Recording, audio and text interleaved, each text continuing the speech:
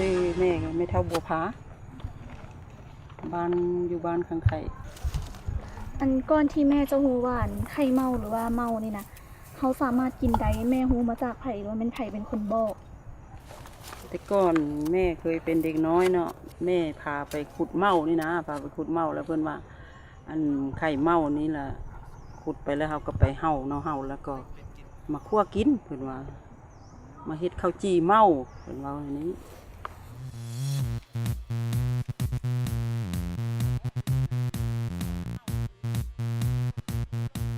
แล้วมาถึงปัจจุบันเดี๋ยวนี้แล้วแม่ก็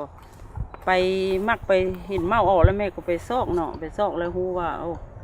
มื้อนี้มันมือเมาออกได้มันบินตอมอยู่ปลายไม้เดี๋ยวนี้นะเนาะเราก็ไปเก็บเอาเลยวันนี้เก็บเอาแม่มันเบิดแล้วเฮาอยากฮู้ว่าหูมันนี่ออกบนได้หมดอันนี้เนี่ยออกมาตามหญ้านี่แล้วเฮาฮู้ว่าขุมมันอยู่นี่แหละหูมันอยู่นี่สิเฮาจะเอาขี้หินบ่หรือว่าเอาเป็นเอาไม้บ่ปักบ่หรือว่าเฮาจิเอาส่วนนี้น่ะขุดเป็นขุมไว้บ่แล้วเฮาก็หมายไว้เนาะฮอดระยะยามนี้มาแล้วเฮาก็มาขุดยามนี้แล้วแม่นยามมันบ่ทันเป็นเดยใหญ่ดีเนาะบ่เลยมันอยู่ไกลน้ำบ่หรือว่านั้นหั่นล่ะเป็นเดยไว้มันอยู่ไกลน้ำในนี้มันบ่อยากเป็นเดยฤดูแท้ๆมันจะอยู่ช่วงเดือนใดคันบ่แม่นฤดูมันแท้มันก็บ่ออกมันก็บ่ออกมันฤดูมันเดือน6ไปหาเดือน7มันจะออกเมาอันนี้ตามที่แม่เคยขุดมานี่ขุมนึงนะสามารถได้จากกิโลกรัมผมนึงก็มีอยู่โล1 โลปลายนี่คันว่าใหญ่สุดแล้วก็มีอยู่2 โล 3 โลแล้วเวลาที่แม่ขุดนี่จะได้ขี้ดินหลายเนาะแล้วเฮาเอาไปเฮ็ดแนวใดขี้ดินมันจึงออกเฮาไปแช่น้ำนี่เฮาเอาน้ำถอกใส่เนาะเฮาเอาออกเทื่อละน้อยเนาะเอาออกจากคู่นี่เทื่อละน้อยใส่3บ่เลยใส่คู่คือกันแล้วเฮาก็เอาน้ำใส่นี่ตัวไข่ตัวเมานี่มันก็ต้องฟูขึ้นถึงขี้ดินมันลงลุ่มแล้วตัวมดแล้วเฮาละลี่ใส่ไผมุ้งแล้วสำหรับตัวมดนี่ดีล่ะตัวมดนี่มันก็อยู่นำตัวเมานี่มันบ่ออกมันก็ตายเด้เฮาไปแช่น้ำแล้วมันตายในตัวมดนี่กินได้ที่มดตัวนี้ได้ก็บ่เป็นเด้อเวลาตอนเฮากินมันจะขิวขี้ดินน้อยนึงเนาะมันยังใหม่อ่ะน่ะสมมุติเฮาขุดคือมื้อนี้แล้วมื้ออื่นเฮาจังกินแล้วบ่ขิวแห้งแล้วหอมตัวเมาแล้วเฮาไปเห่าแล้วเฮาละคั่วกินพอมันจะขิวขี้ดินแล้วเฮาสามารถเก็บรักษาไว้ได้โดนไปเลยสำหรับเมานี่3-4 มื้อนี่อาหารที่เฮาเฮ็ดได้นะที่แม่เฒ่าสามารถเฮ็ดได้แบบเป็นเอกลักษณ์ของบ้านนี่เลยบ่คนนิยมกินหลายบ่หลายพระเจ้านิยมกินหลายโต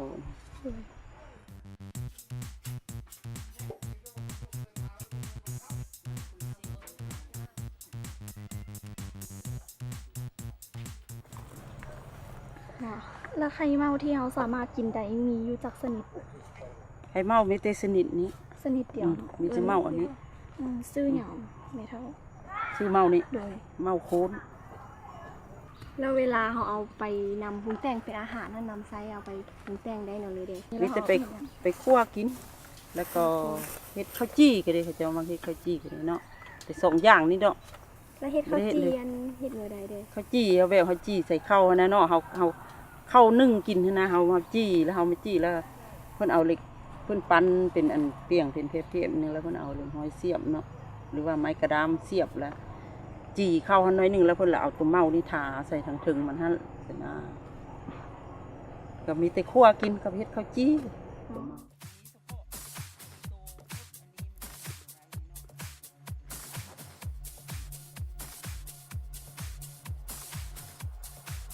คืออาจารย์สุษฎีศรีโสพลเป็นอาจารย์สอนอยู่โรงเรียนมัธยมตอนปลายผลสวรรค์แข่งเมืองแปกแข่งสิงห์ขวางตัวนี้เนาะเกี่ยวกับว่าเด็กโดยเฉพาะเป็นเด็กอาสาเนาะหรือว่าเด็กน้อยเขาเจ้าจะเรียนรู้เกี่ยวกับภูมิปัญญาท้องถิ่นจากชุมชนเขาเจ้าจะได้ประสบการณ์ชีวิตของเขาเจ้าแล้วก็รู้นำไซตัวนั้นแล้วก็รู้วิธีการอนุรักษ์มาแล้วก็สืบทอดต่อไปเป็นต้นว่าการขุดเมาเนาะการเรียนรู้การขุดเมาของเด็กอาสาในมื้อนี้ก็อันนั้นก็เป็นประสบการณ์ชีวิตของเขาเจ้าอีกอย่างนึงเนาะเด็กอาสาเฮาบางคนก็แม่นบ่ทันเรียนรู้เกี่ยวกับการขุดเมาแล้วก็บ่เห็นวิธีจักเทื่อแต่มามื้อนี้เขาเจ้าก็ได้ประสบการณ์ เรียนรู้หลายสิ่งหลายอย่างโดยเฉพาะแม่นวิธีการขุดเมาวิธีการซอกหาขุมเมาเฮ็ดแนวใดเนาะการออกของเมาอยู่ในเดือนใดปีใดอยู่ในฤดูกาลใดขนาดเนาะแล้วก็เป็นการขุดต้องเฮ็ดแนวใดเนาะเขาเจ้าจะรู้วิธีของมันแล้ว สบายดีน้องชื่อนางลุดาเป็นตัวแทนเด็กอาสามาจากโรงเรียนมัธยมตอนปลายพลสวรรค์ สบายดีน้องชื่อเท้าทรงล่อเป็นตัวแทนบรรดาเด็กอาสาอยู่โรงเรียนมปลายพลสวรรค์ สำหรับมื้อนี้ได้เรียนรู้และได้เห็นเป็นวิธีการดำรงชีวิตและก็ภูมิปัญญาแบบท้องถิ่นของชาวบ้านบ่ว่าจะเป็นการทำมาหากิน การดำรงชีวิตว่าเขาเจ้าเฮ็ดแบบใดโดยเฉพาะแม่นได้มาจากครอบครัวที่เฮาลงสัมภาษณ์ สำหรับมาเรียนรู้ในมื้อนี้ก็สามารถรู้ด้วยการส่องหาหูของเมาหรือว่าเฮา ส่องหาที่อยู่ของมันขุดหาไข่ของมันไปนำเอาไปเป็นอาหารการกินของพวกเรา เขารู้อยู่ว่าแม่นไข่เมาแต่ว่าวงจรชีวิตของมันได้ผ่านขบวนหลายอย่าง โดยเฉพาะแม่นมันอาศัยอยู่ในดิน ที่เฮาก็ขุดเข้าไปแบบค่อนข้างยากนิดนึงเนาะแต่ว่ามันอาศัยอยู่กับมดแดง ตัวนี้ก็เฮ็ดให้เฮารู้ว่ามันก็เป็นแบบสิ่งหนึงที่แบบรู้สึกว่ามันประหลาดเพราะว่าเป็นไข่ของเมาแต่ว่ามันอยู่กับมดแดง วิธีการอนุรักษ์ตามความรู้สึกของตนเองก็คิดว่าพวกเราทุกคนต้องหลุดพ้นการเอาเมานี้มากินให้หมด แล้วก็เวลาที่เฮาสมไซเนาะเวลาที่เฮานำไปกินแล้วเฮาต้องมีการรักษาพ่อพันธุ์หรือว่าแม่พันธุ์มันไว้ในขุมต่อๆไปให้เพื่อให้แบบมันมีการแบบแพร่ลูกเกิดแม่แพร่ลูกอีกต่อไปแล้วก็รักษาไข่ของมันไว้นะเฮาก็แบบสามารถกินได้แต่ว่าต้องมีการอนุรักษ์และก็ปกปักรักษาเคียงคู่กับการกินของเฮาไปพร้อม